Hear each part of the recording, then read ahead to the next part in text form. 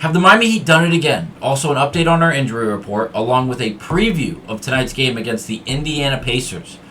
If you haven't already, subscribe to the channel, stay up to date on all things Heat. Let's get to it.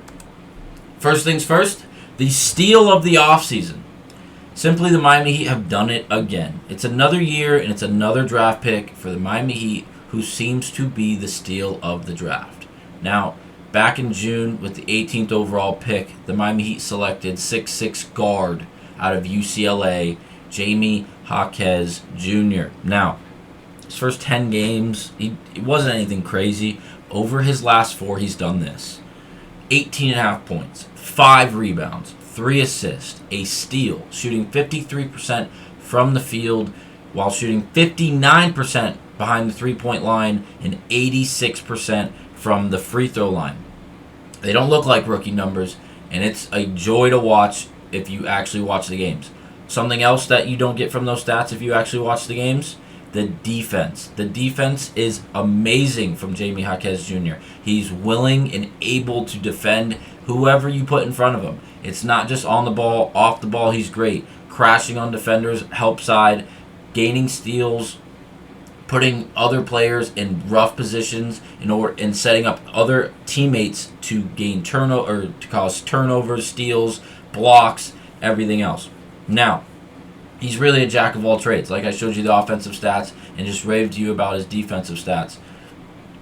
He's more than capable, and he fits the Miami Heat culture perfectly. How Pat Riley in the front office continues to do this year after year with undrafted and then drafting players who just fit the culture so well. Yes, you have to be able to play offense. Yes, you have to play your role. But his ability and willingness to defend is like no other. I think he might be the best rookie defender in the league, and I don't think it might even be close. Now, he's been the second leading scorer for the Miami Heat over the last 3 games because we lost Jimmy Butler due to a ankle injury at the end of the New York Knicks game. Now, I want to bring this up. The injury report. I'm going to tie this all into Jamie Jaquez Jr. Duncan Robinson, a guard. He's listed as day-to-day, unsure if he's coming back tonight against the Indiana Pacers. Bam Adebayo, who's been playing through injuries, been listed as day-to-day for probably the last week, has not missed a game. Hayward Highsmith, I do not believe played last night. He's also questionable to play tonight against the Pacers. And then Jimmy Butler. Jimmy Butler has not played since the New York Knicks game 3 games ago on the 27th, I believe. Now, on the 24th. Now, he is also day-to-day.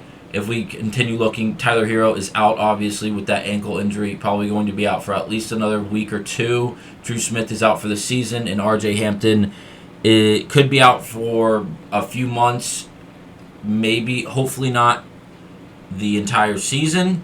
We shall see. But the point of this is there's a lot of injuries, once again, for the Miami Heat. Once the season started, just 2 or 3 weeks ago, we were riddled with injuries, and now we are once again riddled with injuries, and a lot of them are coming at the guard spot. Jimmy, I know, is listed as a 3. He plays a lot of the 2, and he does a lot of the ball handling for us when he's on the floor.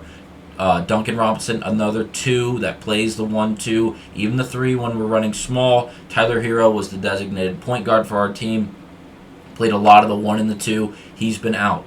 Jamie Jaquez Jr., a 6'6" guard, is more than capable of playing the 1, the 2, or the 3. With these injuries occurring, he's going to gain more minutes, and he's going to have more ability to put up more of these stats, like I showed you earlier.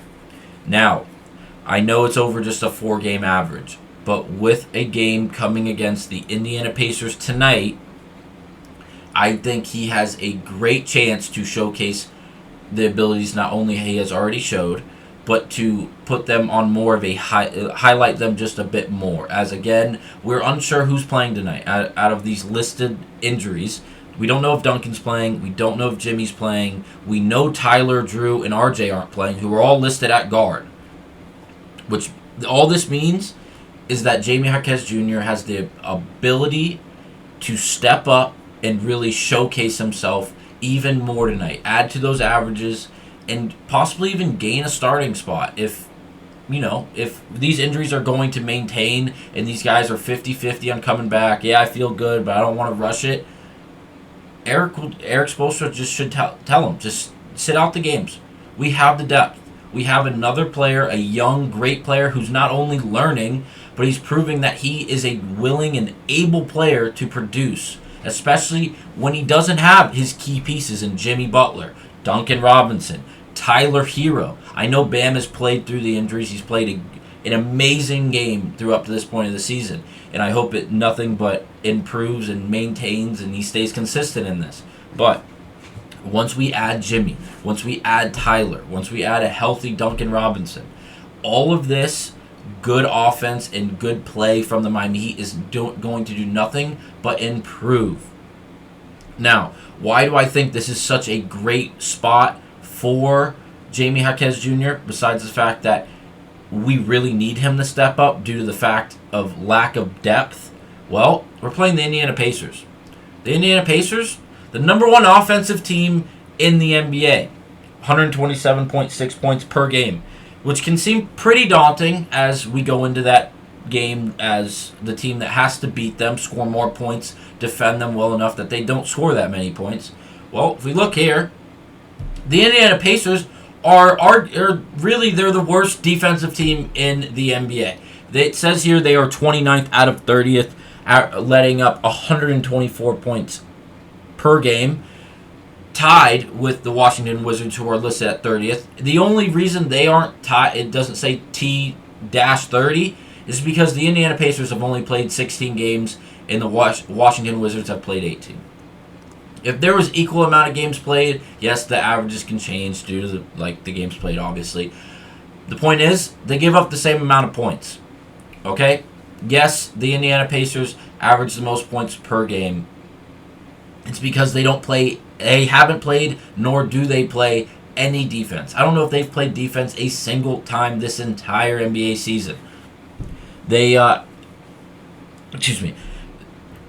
is a prime position for the Miami Heat to be able to go in, or it's at home tonight. It's a prime position for the Miami Heat to host a good team in conference play against the Indiana Pacers, who we've had budding rivalries with ever since 2010, 2011. Get back to those playoff series against Paul George, David West, Roy Hibbert, and Danny Granger.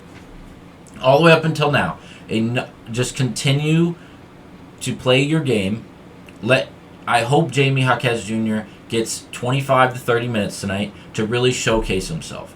Not only on the offensive side, where I think he can have a massive game due to the fact that he's playing a team who doesn't play defense, but also defensively.